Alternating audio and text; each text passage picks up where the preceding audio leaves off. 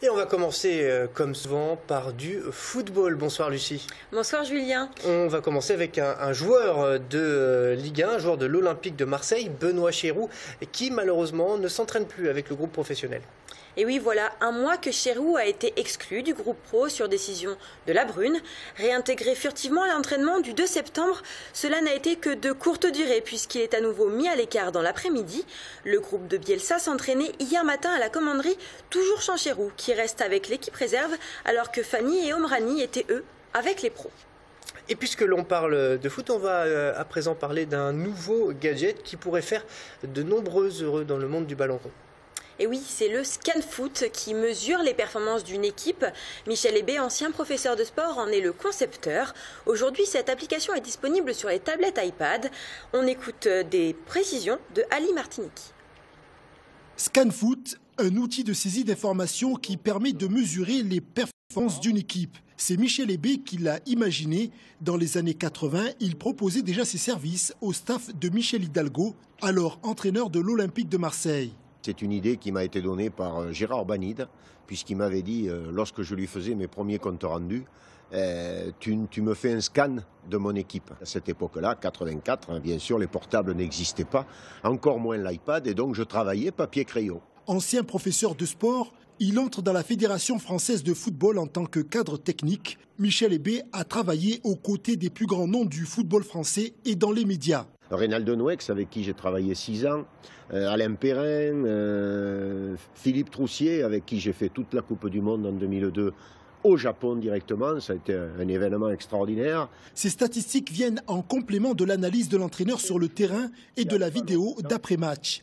L'intérêt pour un entraîneur, c'est surtout d'avoir des éléments sur lesquels s'appuyer pour pouvoir définir les rôles de chaque joueur, le rôle global de l'équipe. ScanFoot est également un outil à vocation pédagogique. Parce que le joueur, lui, attend aussi de l'entraîneur qu'il soit corrigé.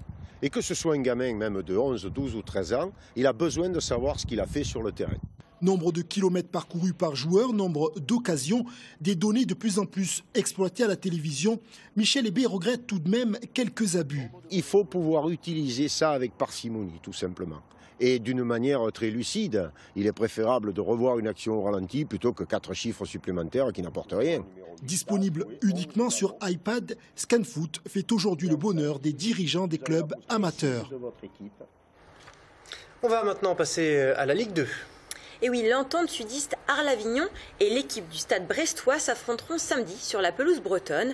À quelques jours de la 7e journée du championnat, Arles-Avignon prend beaucoup de recul vis-à-vis de ses adversaires. Je vous propose de regarder. Les joueurs le savent, il ne manque pas grand-chose pour atteindre la cible. Après une belle victoire contre le Tour FC la semaine dernière, les Arlésiens ont repris les couleurs. Vendredi, il faudra garder cet état d'esprit pour un match face à un adversaire d'un tout autre calibre, le Stade Brestois, 5e au général. Mais pour autant, pas de quoi avoir peur.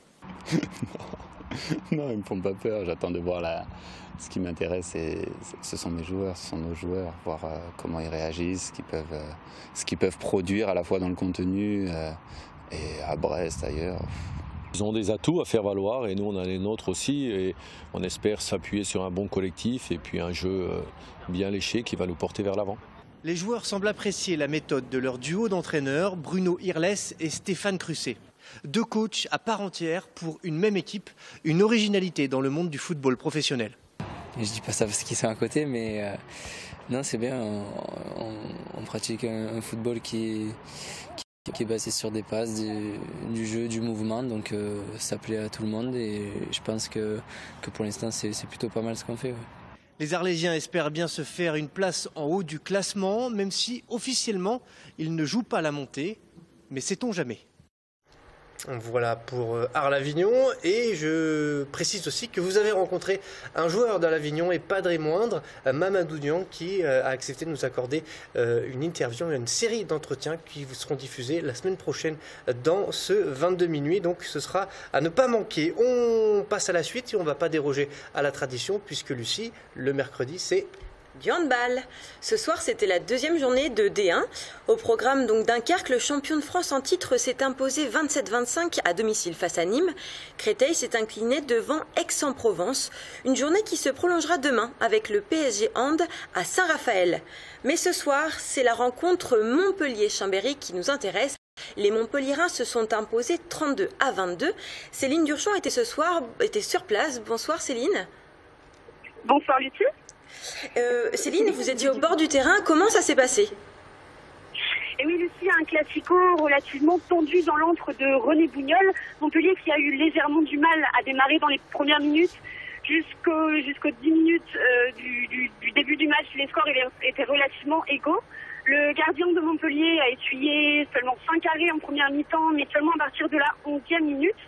Et le score à la mi-temps était de 13-13 avec un pont qui commençait à chauffer. On voyait le coach Patrice Canaillé qui faisait signe à ses joueurs de se calmer.